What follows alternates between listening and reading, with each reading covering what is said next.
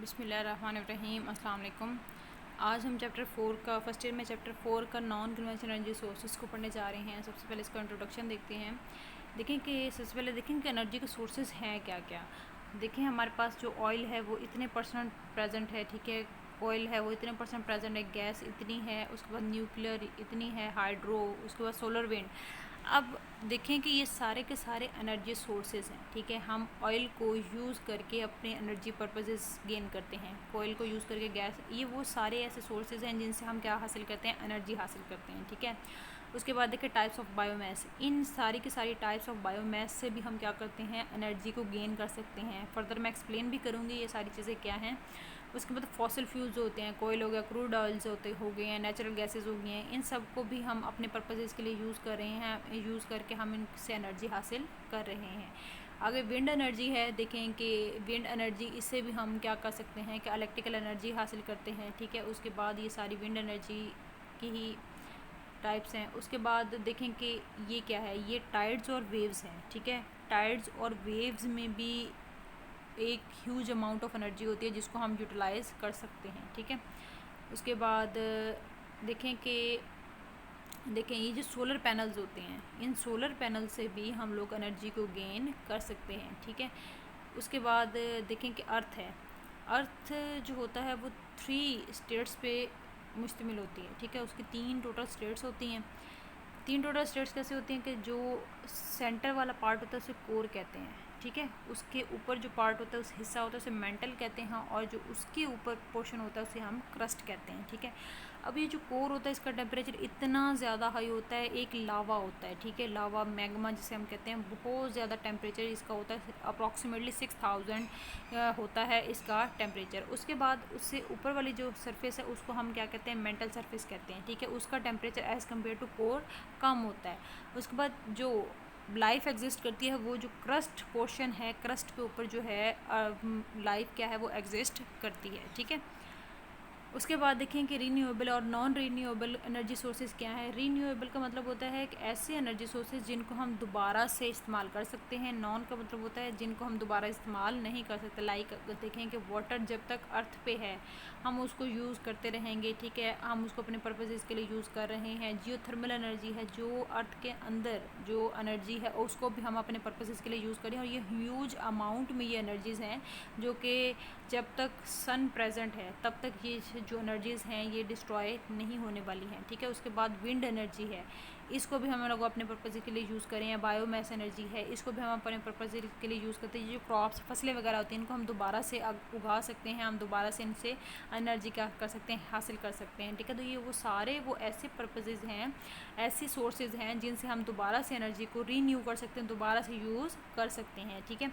उसके बाद जो नॉन रीन्यूएबल है एनर्जी, उसमें जैसे कि ऑयल को अगर एक दफ़ा आप यूज़ कर लें उसको दोबारा हम यूज़ नहीं कर सकते। न्यूक्लियर एनर्जी मींस कि अगर यूरेनियम का एटम एक दफ़ा हम उसको यूज़ कर लें तो दोबारा यूज़ नहीं कर सकते हैं।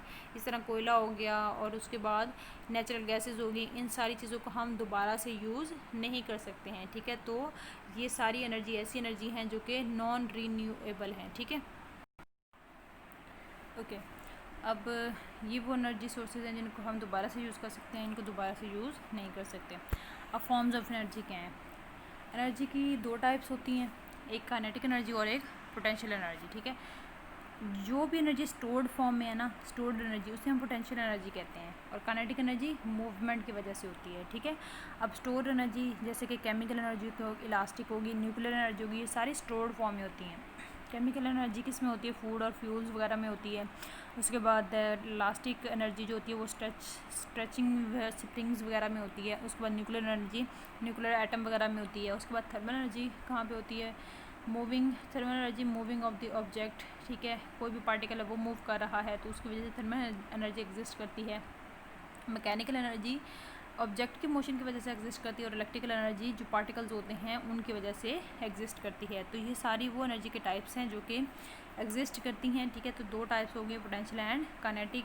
ये जो जितनी भी स्टोर्ड फॉर्म एनर्जी होती है उसको हम पोटेंशियल एनर्जी कहते हैं, और जो मूवमेंट की वजह से होती है उसे हम काइनेटिक एनर्जी कहते हैं। फर्दर इसकी टाइप्स भी हैं, इसको अच्छे से कीजिएगा।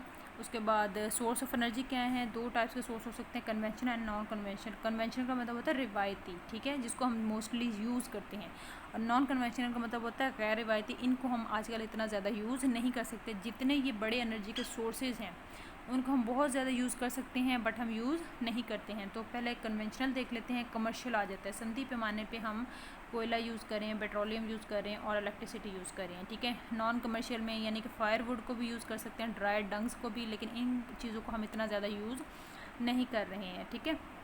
उसके बाद नॉन कन्वेंशनल का मतलब होता है गैर रिवायती। अब सोलर एनर्जी को हम यूज़ तो कर रहे हैं, लेकिन जितनी सन की एनर्जी है हम उसको प्रॉपर यानी कि उसका एक मिनिमम पोर्शन हम यूज़ कर रहे हैं, लेकिन वो एनर्जी का बहुत बड़ा ज़रिया है, हम इतना ज़्यादा इसको यूज़ नहीं कर रहे हैं। विंड एनर्जी होगी, इसको भी नहीं।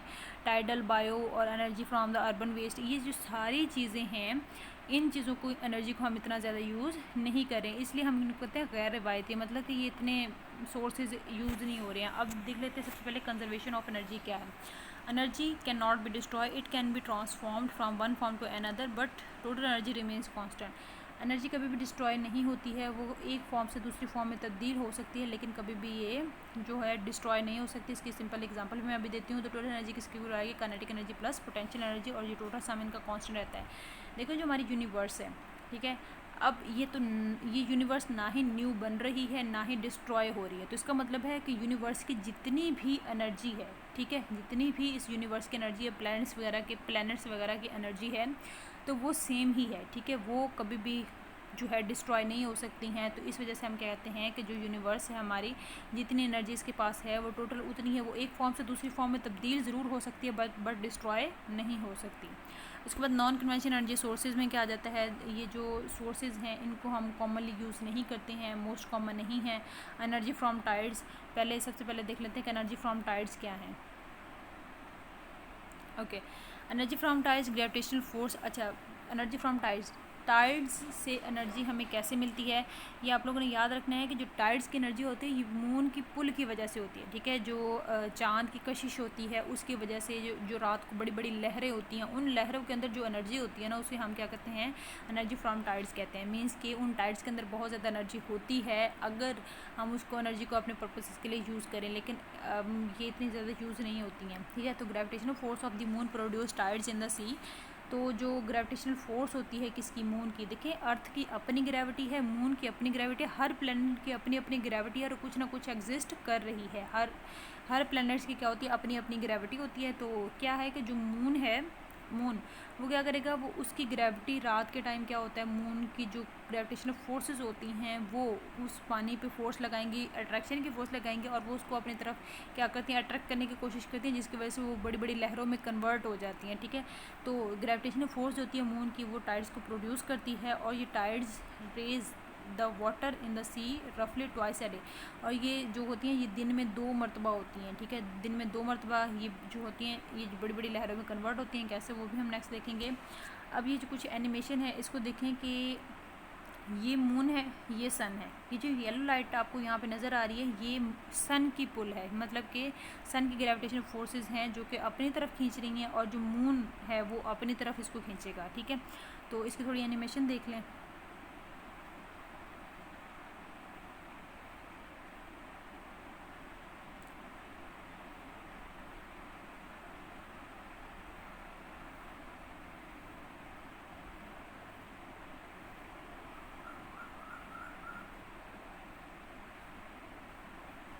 उसके बाद एनिमेशन देख ली। अब देखें ये मून है, ठीक है, ये अर्थ है।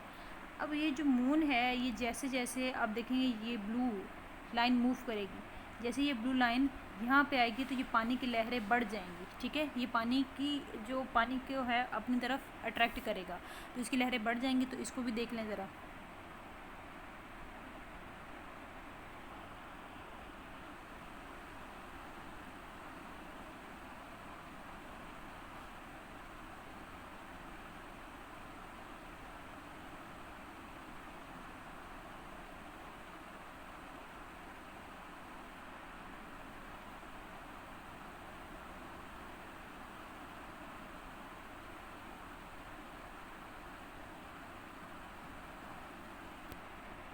ओके, उसके बाद ये देखें,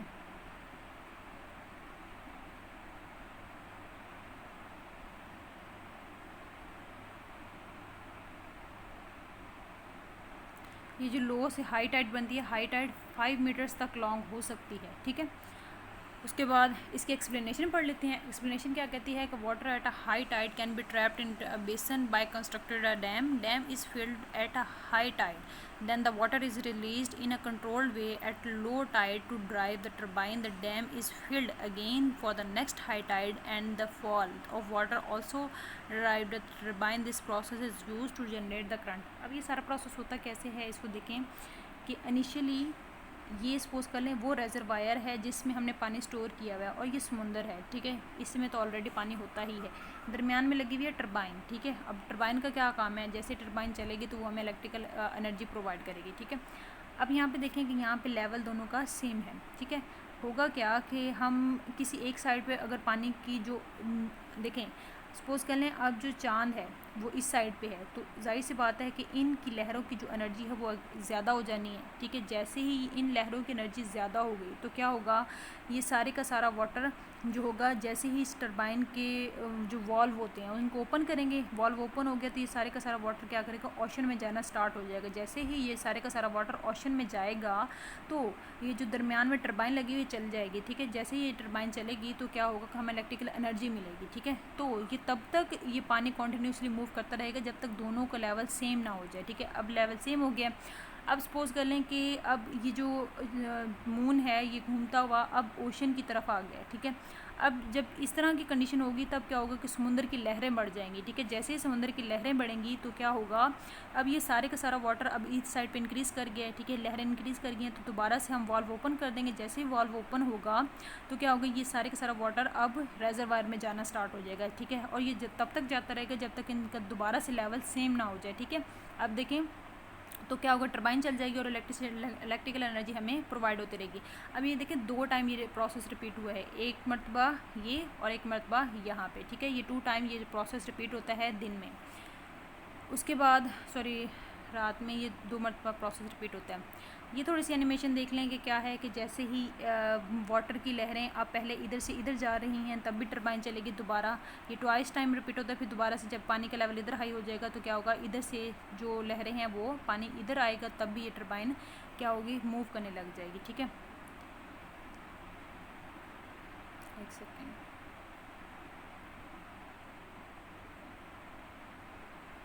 इस तरह से, ठीक है। उसके बाद energy from waves, the tides and the waves blow across the surface of the ocean, these waves produce strong water waves, the energy of these waves can generate electricity.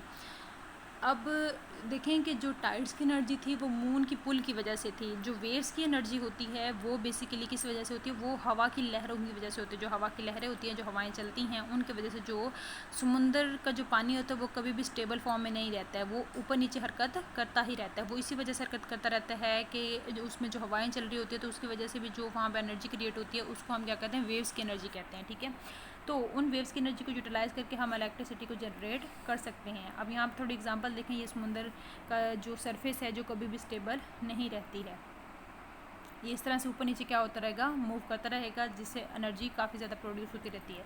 अच्छा, अब इस एनर्जी को यूज़ करने के लिए एक scientist था जिसने एक डिवाइस इन्वेंट की थी, जिस साइंटिस्ट का नाम था सॉल्टर डक, ठीक है।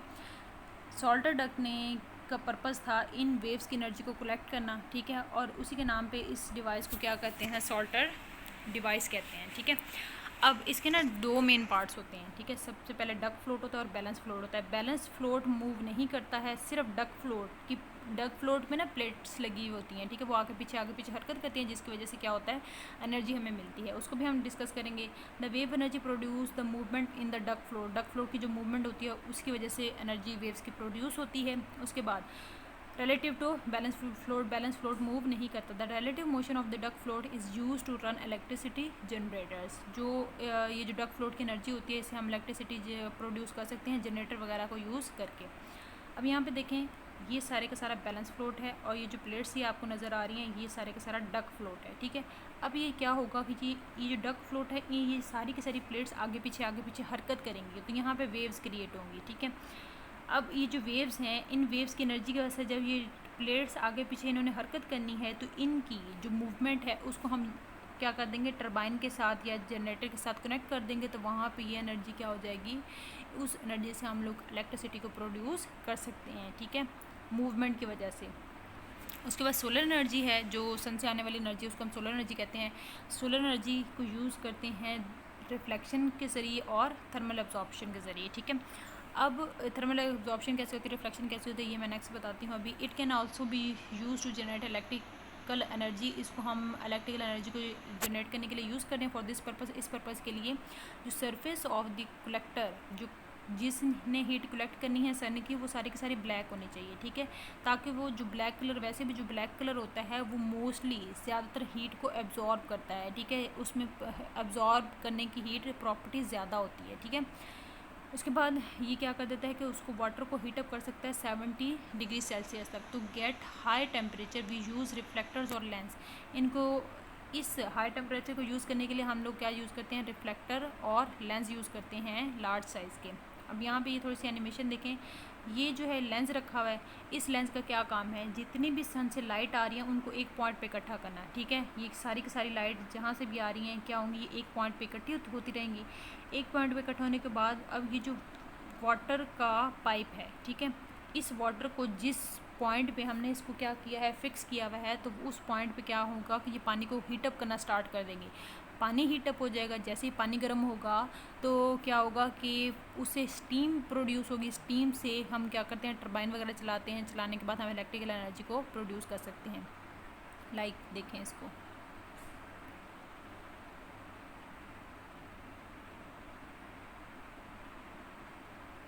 इस तरह से ये मूवमेंट होती है इसकी, ठीक है।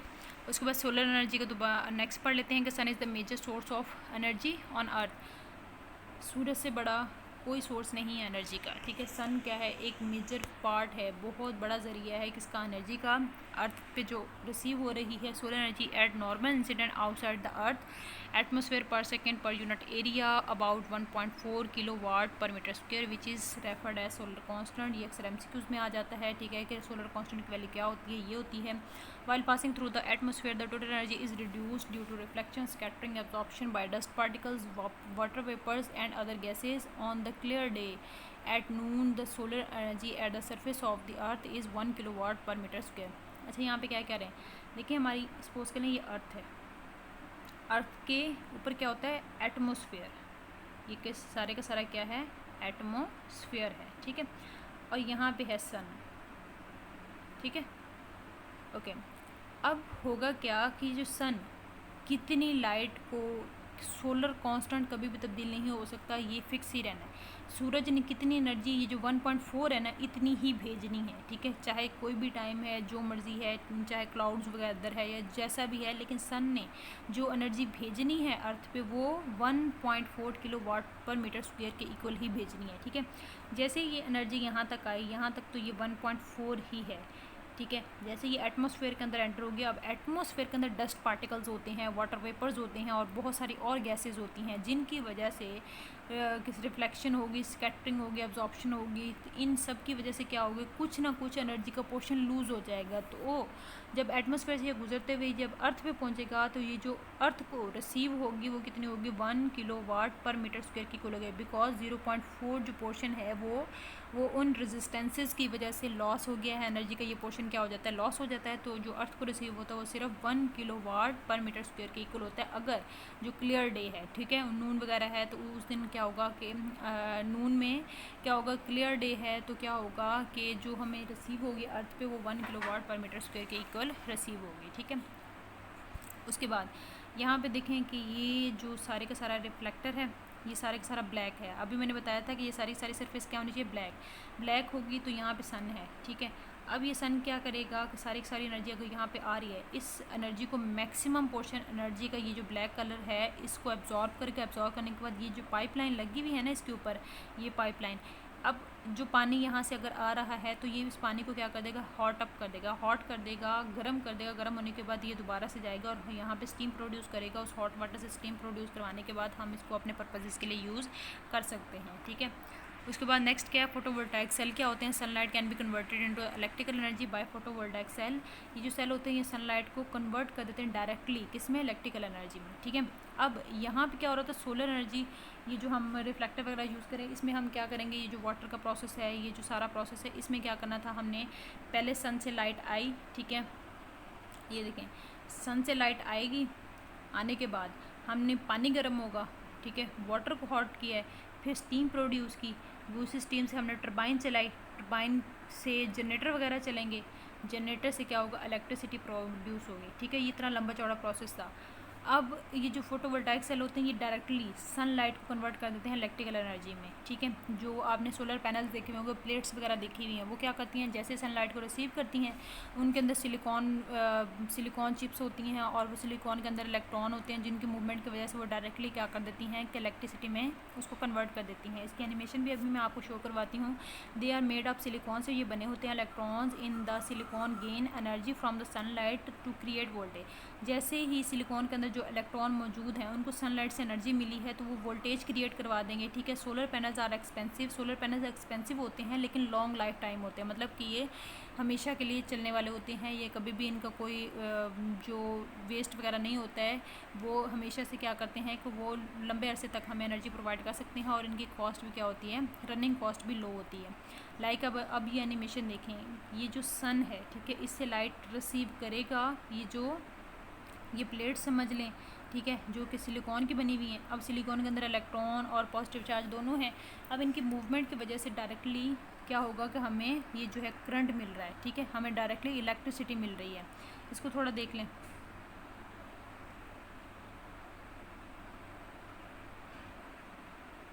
इस तरह से, ठीक है। तो ये मूव करते रहेंगे, जब तक ये मूव करते रहेंगे, सनलाइट जब तक आती रहेगी ये मूव करते रहेंगे, जब तक ये जो इलेक्ट्रॉन्स हैं ऊपर नीचे हरकत करते रहेंगे, इनकी मूवमेंट की वजह से हमें एक एनर्जी गेन होती रहेगी जिसे हम इलेक्ट्रिकल एनर्जी कहते हैं, ठीक है। उसके बाद फोटोवोल्टाइक सेल क्या है कि फॉर क्लाउडी डेज और nights electrical energy can be stored during the sunlight and nickel cadmium batteries by connecting them to the solar panel. जब क्लाउडी वेदर होता है, ठीक है, तब होता क्या है कि हम ये जो निकल कैडमियम की बैटरीज होती हैं ना, इनको यूज़ करते हैं एनर्जी के पर्पजेज़ को पूरा करने के लिए। They are use to power satellite, they are also use to remote ground based weather station and rain forest communication and also in the solar calculators. इन सब चीज़ों में हम क्या करते हैं, इनका यूज़ करते हैं। उसके बाद ये देखें कि सैटेलाइट के साथ भी सोलर प्लेट्स अगर लगी हुई हैं तो वो क्या करती हैं, मुसलसल एनर्जी प्रोवाइड कर रही हैं। उसके बाद इस तरह के सोलर पैनल्स होते हैं जो कि सनलाइट को डायरेक्टली कन्वर्ट कर देते हैं, किसमें, इलेक्ट्रिकल एनर्जी में कन्वर्ट कर देते हैं, ठीक है। उसके बाद एनर्जी फ्रॉम बायोमास है, it includes the organic material such as crop residue, natural vegetations, trees, animals dungs and sewage. ये जो सारी चीज़ें हैं इनसे हम क्या करते हैं, बायोमास की क्रिएशन करते हैं, ठीक है। हम मतलब कि बायोमास की एनर्जी को गेन करते हैं। Biomass energy refers to the use of material as a fuel. Biomass को हम एज अ फ्यूल भी यूज़ करते हैं और एज अ गैस भी यूज़ करते हैं। इसके दो कॉमन प्रोसेस हैं, एक है डायरेक्ट कंबशन, दूसरा है फर्मेंटेशन, ठीक है। अब डायरेक्ट कंबशन क्या होता है उसको देख लेते हैं। डायरेक्ट कंबशन क्या होती है कि direct combustion is the method applied to get energy from the waste product commonly known as a solid waste and confined it into a chamber and ignite it. The heat produced is then used in the boiler to run the turbine of the generator. अब oxygen, direct combustion और fermentation से फ़र्क इतना है कि ये oxygen के presence में किया जाता है और fermentation in the absence of oxygen किया जाता है, ठीक है। अब होगा क्या कि जैसे ही एक कंटेनर है, ठीक है, इस कंटेनर में ऑक्सीजन की प्रेजेंस में जो भी वेस्टेज है, वेस्ट डंग्स वगैरह है या वेजिटेबल्स हैं, जो भी क्रॉप्स वगैरह, रेजिड्यूल्स, जो भी चीज़ें हैं, ठीक है, जो काम की नहीं हैं, बची कुची हैं, उनको हम क्या करते हैं, इसमें जलाने के बाद उस हीट को, ठीक है, इसके अंदर हमने इसको जलाया है, जलाने के बाद जो हीट प्रोड्यूस हुई है उस हीट से हम क्या करेंगे, कोई भी बॉयलर में वाटर है उसको गर्म करेंगे, उससे स्टीम प्रोड्यूस करेंगे। स्टीम प्रोड्यूस करने के बाद क्या होगा, कोई भी टरबाइन चलाएंगे, जनरेटर चलाएंगे और उससे इलेक्ट्रिकल एनर्जी जनरेट हो जाएगी, ठीक है। तो ये बायो जो है डायरेक्ट कंबशन का मेथड ये थोड़ा सा लंबा है। क्या होगा कि जैसे ही हमने इनको रेजिड्यूल्स को क्या किया है, जलाया है। जलाने के बाद इनसे एक हीट एनर्जी क्रिएट हुई है। उस हीट एनर्जी को हमने क्या करना है, उसको बॉयलर को कन्वर्ट करना है। बॉयलर में होगा पानी, ठीक है। उस बॉयलर ने उस पानी को क्या करना है, हॉट कर देना है। गर्म करने के बाद उससे क्या प्रोड्यूस होगी, स्टीम प्रोड्यूस होगी। और उसी स्टीम से हम क्या चलाएंगे, टरबाइन वगैरह चलाएंगे। टरबाइन से जनरेटर चलेगा, जनरेटर से क्या होगा, जनरेटर चलेगा और उसी से हम क्या करेंगे, इलेक्ट्रिसिटी को जनरेट कर सकते हैं, ठीक है। कुछ इस तरह से है। रेजिडुअल से क्या होगा, हीट प्रोड्यूस होगी। जो भी हमने जलाया रेजिडुअल्स, उनसे हीट प्रोड्यूस होगी। उनको बॉयलर में यूज़ करेंगे, उसी हीट को पानी गर्म हो जाएगा, उससे स्टीम प्रोड्यूस होगी। स्टीम से टरबाइन और जनरेटर चलेगा। जनरेटर जैसे चलेगा तो हमें इलेक्ट्रिकल एनर्जी मिल सकती है, ठीक है। तो इस तरह से हम डायरेक्ट कंबशन से हासिल कर सकते हैं। फर्मेंटेशन मेथड क्या है कि biofuel such as ethanol is a replacement of the gasoline which is obtained by the fermentation of biomass using enzymes and by decomposition through bacterial action in the absence of air. The rotting of the biomass in a close tank called a digester produce biogas which can be piped out to use for cooking and heating। होता क्या है कि देखें कि इसको समझने से पहले कि हमारे पास ये देखें, ये एक हमारे पास एक कंटेनर है। मैंने कहा था जो डायरेक्ट कंबशन होती है वो in the presence of oxygen होती है। Fermentation in the absence of क्या होती है कि ऑक्सीजन होती है। ऑक्सीजन की एब्सेंस होनी चाहिए। अब ये जो कंटेनर है इसके अंदर हमने जो भी वेस्टेज रखा हुआ है, रेजिड्यूल रखे हुए हैं, क्रॉप्स रखे हुई हैं, या एनिमल डंग्स रखा हुआ है, गली सड़ी सब्जियां रखी हुई हैं, या जो कुछ भी रखा हुआ है। अब ऑक्सीजन को हमने इस कंटेनर में से निकाल देना है और इनको गलने सड़ने देना है। जब वो गलती सड़ती रहेंगी कुछ अरसे तक, उसमें एक गैस प्रोड्यूस होगी। उस गैस को हम पाइप्स लाइंस के जरिए, जिसे हम सुई गैस भी कहते हैं, ठीक है, उस गैस को हम क्या करते हैं, कुकिंग के लिए, हीटिंग के लिए यूज़ करते हैं। ओके, ठीक है। जब वो गल सड़ जाता है इस कंटेनर के अंदर, तो उससे हम क्या, जो गैस प्रोड्यूस होती है उसको हम सुई गैस भी कहते हैं, ठीक है। वो हम क्या करते हैं, कुकिंग और हीटिंग के लिए यूज़ कर लेते हैं।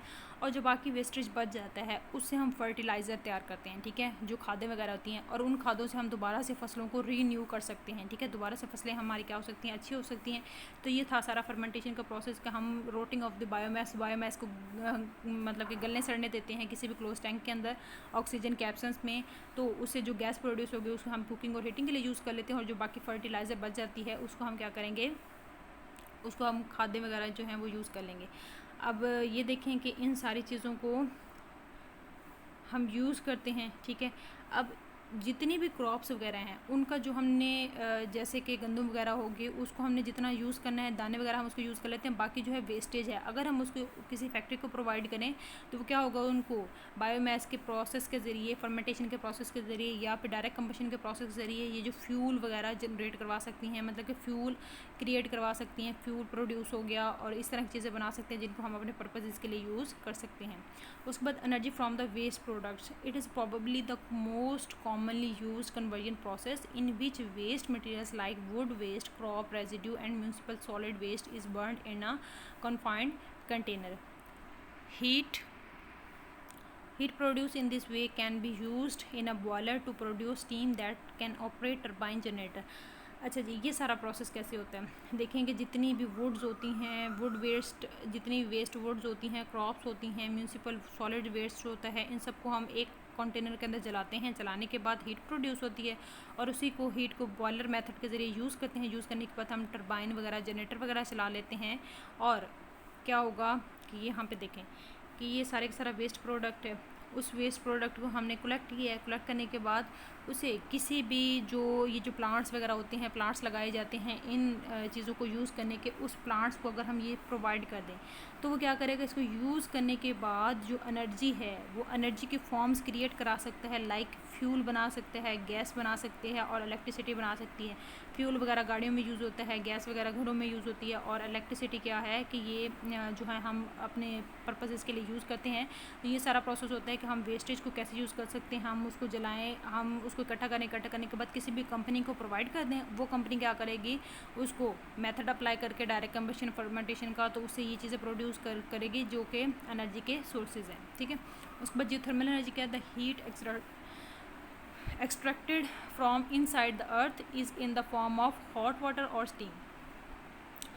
उसके बाद आपको पता है कि जो अर्थ है, अर्थ के इन साइड पे जो है बहुत ज़्यादा वाटर, गर्म पानी भी है, स्टीम भी है, और उसके बाद एक लावा, मैग्मा जिसे हम कहते हैं, वो भी मौजूद है। ठीक है, उसे भी हम क्या कर सकते हैं कि जनरेट करवा सकते हैं। सारे के सारे मेथड आगे हम पढ़ेंगे। देखिए रेडियो एक्टिव डिके क्या होता है। Due to the decay of radioactive element the energy heating the rocks is constantly being release. देखिए कि जो रेडियो एक्टिव मटीरियल्स होते हैं वो हमेशा से रेडिएशन को मिट करते रहते हैं। ठीक है, उन रेडिएशन की एनर्जी को भी हम यूटिलाइज़ कर सकते हैं। तो रेडियो एक्टिव डिके का मतलब है कि मुसलसल रेडिएशंस का क्या होना, किसी भी, देखें कि यूरेनियम का एटम होता है, उसको हम अगर यूज़ कर लें, ठीक है, उसकी एनर्जी को यूज़ करने के बाद जब हम उसको डिस्पोज करते हैं, हम उसको फेंक देते हैं, तो वो कभी भी डिस्ट्रॉय नहीं होता। उसमें से कुछ ना कुछ एनर्जी की रेडिएशन होती हैं वो निकलती रहती हैं, वो हार्मफुल होती हैं। अगर उनकी एनर्जी को यूज़ किया जाए पर्पज़ के लिए तो वो बेटर होगा। अगर residual heat of earth hot igneous rocks within 10 km of the earth are present in the molten form. They conduct heat energy from the interior part of the earth. The temperature of these rocks is 200 Celsius. अच्छा जी, अब जो अर्थ के अंदर 10 kilometre तक hot igneous, बहुत सी गर्म चट्टानें molten लावे की फॉर्म में पिघली हुई हालत में मौजूद हैं। ठीक है, वहाँ से अगर हम हीट कंडक्ट कर लें इंटीरियर पार्ट से, तो हम क्या कर सकते हैं, उससे हम अपने एनर्जी के बहुत सारे पर्पसेस को पूरा कर सकते हैं। ठीक है, और ये हॉर्स का टेम्परेचर कितना होता है, 200 सेल्सियस होता है। ठीक है, या इससे भी ज़्यादा होता है। लाइक अब देखें कि जो अर्थ का सेंटर वाला पार्ट है वो क्या है, कॉर्ट है। ठीक है, कोर है, सॉरी, क्या है, कोर है। अब ये जो दरमियान वाला पोर्शन है ये इतना ज़्यादा हॉट होता है कि इसकी निस्बत जो क्रस्ट है वहाँ पे इतनी हीट नहीं होती है। अब ये अर्थ की इन साइड है। ठीक है, तो यहाँ पे टेम्परेचर बहुत ज़्यादा है, और इसी टेम्परेचर को हम क्या करते हैं, यूज़ करके इसकी एनर्जी को यूटिलाइज़ करके हम अपने एनर्जी पर्पजेज़ को पूरा कर सकते हैं। ठीक है, उसके बाद ये देखें सबसे नीचे वाला जो पोर्शन है उसकी एनर्जी तकरीबन वहाँ पे ये इतनी हाइट है और इतना टेम्परेचर यहाँ पे हो सकता है। ठीक है, उसके बाद ऊपर जाते जाएंगे तो जो टेम्परेचर है वो कम होता जाएगा। तो ये सारी अर्थ है, अर्थ का ये पीस है। ठीक है, यहाँ पे हम लाइफ एग्जिस्ट करती है, और इसके नीचे जितनी भी चट्टानें हैं, जितना भी एरिया है, वो अगर नीचे नीचे जाते जाएंगे तो वो क्या होगा कि एक लावे की फॉर्म में हमें मिलता जाएगा। इनसाइड यानी कि कोर जो होती है वो बहुत ज़्यादा हॉट होती है, उसका टेम्परेचर सबसे ज़्यादा हाई होता है। ठीक है, उसके बाद यहाँ पे भी देखें कि ये अर्थ की सबसे इन साइड है, उसके बाद आउटसाइड है, जिसे हमने कहा था कि ये कोर है, ये मेंटल है, और ये क्रस्ट है। ठीक है, तो इनसाइड एनर्जी का एक बहुत बड़ा पोर्शन एग्जिस्ट करता है। अब हम इसको यूज़ कैसे करते हैं, देखें, हमने किसी भी रेजरवायर के ज़रिए पानी भेजना है। ठीक है, उस पानी को तकरीबन इस मैग्मा के करीब तक पहुँचाना है। ये मैग्मा है। ठीक है, अब इसके करीब जब पहुंचाएंगे तो ये मैग्मा लावा है, ये लावा क्या करेगा, उस पानी को गर्म करेगा। गर्म करने के बाद उसको स्टीम में चेंज कर देगा, और वही स्टीम हम क्या करेंगे, उससे कोई जनरेटर वगैरह ऑपरेट कराएंगे। ठीक है, और वो जनरेटर जब चलेगा तो हमें क्या मिल जाएगी, सिंपली इलेक्ट्रिसिटी मिल जाएगी। ठीक है, दोबारा रिपीट कर रही हूँ, रेजरवायर जो पानी का रेजरवायर है वहाँ से हमने क्या करना है, हमने पानी को नीचे भेजना है, अर्थ के नीचे, तो उस पॉइंट पे जहाँ पे मैग्मा वगैरह प्रेजेंट है। ठीक है, तो मैग्मा उसको क्या करेगा, हीटअप कर देगा। हीटअप करने के बाद वो स्टीम में चेंज होगा, और स्टीम से टरबाइन और जनरेटर वगैरह चलेंगे, और उससे हम इलेक्ट्रिसिटी जो है वो प्रोड्यूस कर सकते हैं। ठीक है, उसके बाद यहाँ पे भी सेम वही प्रोसेस है कि कोल्ड वाटर को हमने नीचे भेजा है। ठीक है, जहाँ पे मैग्मा प्रेजेंट है, और फिर वो उनको क्या कर देगा, गर्म कर देगा। गर्म करने के बाद उस हॉट वाटर को हम यूज़ करते हैं, फैक्ट्री वगैरह में यूज़ कर लेते हैं, अपने पर्पसेस के लिए यूज़ कर लेते हैं। आगे कंप्रेशन ऑफ द मटेरियल्स क्या है, in deep inside the earth compression materials caused for the generation of the heat energy in some places water beneath the ground is in contact with the hot rocks and is raised to high temperature and pressure in the form of hot springs, glacier or steam vents. The steam produced in this way can run the turbine or for heating purposes. Geothermal energy may cause to produce hot glacier releasing with the explosive column into the air. They usually occur in the volcanic region and erupt with the irregular intervals.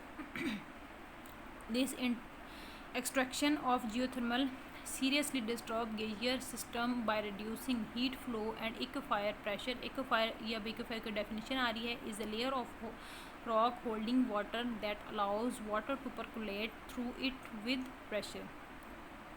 Okay, यहाँ पे क्या कह रहे हैं कि देखें कि अर्थ के नीचे, ठीक है, बहुत सारी चीज़ें कंप्रेस करके ये जो अल्कोहल वगैरह होती है, जो शराब होती है, इसको भी इस तरह से तैयार किया जाता है कि जो गले सड़े फल होते हैं उसको दबा दिया जाता है ज़मीन के अंदर, और वो जब मज़ीद गलने सड़ने के बाद वो एक फ्यूल सा हासिल होता है, जिसको यानी कि इस तरह की जो मेथड होते हैं ना कंप्रेशन की, इसमें से जो फ्यूल हासिल होगा उसको आग लग सकती है, ठीक है, वो आग पकड़ सकती है। तो इस तरह की चीज़ें क्या हैं, वो यूज़ होती हैं। यूज़ होने के बाद हम उसको कंप्रेशन के प्रोसेस से हम उसे एनर्जी हासिल कर सकते हैं, ठीक है। तो अंदर क्या होगा कि हम उसको दबा देते हैं, दबाने के बाद हाई टेम्परेचर और प्रेशर प्रोवाइड करते हैं, जिसकी वजह से वो मज़ीद गल सड़ जाती हैं। गल सड़ने के बाद उसको हम एनर्जी पर्पज़ के लिए यूज़ कर लेते हैं। उसके बाद एक और बात है कि देखेंगे वाटर को बहुत सारी जगह ऐसे होती हैं जहाँ पे मैग्मा मतलब इतना ज़्यादा नीचे नहीं होता, तो अगर वहाँ पे पानी के चश्मे होना तो वो क्या होगा, वो एक जो पानी के चश्मे होते हैं ना, वो एक हाई प्रेशर के साथ वो इस तरह से बाहर निकल आते हैं, ठीक है। तो वो एनर्जी इतनी ज़्यादा होती है कि वो उन गैशियस को जब प्रोवाइड की जाती है तो इस तरह की पिक्चर आएगी कि देखें कि यहाँ पे नीचे यकीनन मैग्मा प्रेजेंट है, जिसकी वजह से वो जो पानी है वो इतना हीटअप हो जाता है, इतना ज़्यादा यानी कि गर्म हो जाता है। वो क्या करेगा, एक बहुत ज़्यादा प्रेशर के साथ वो बाहर आएगा, ठीक है। तो कुछ इस तरह की इसकी डायग्राम होगी। उसके बाद इसकी एनर्जी को हम यूज़ कर सकते हैं। और यहाँ तक आपका लेक्चर कंप्लीट होता है। अगर कोई क्यूरी है तो वो आप लोग पूछ सकते हैं। अल्लाह हाफिज़।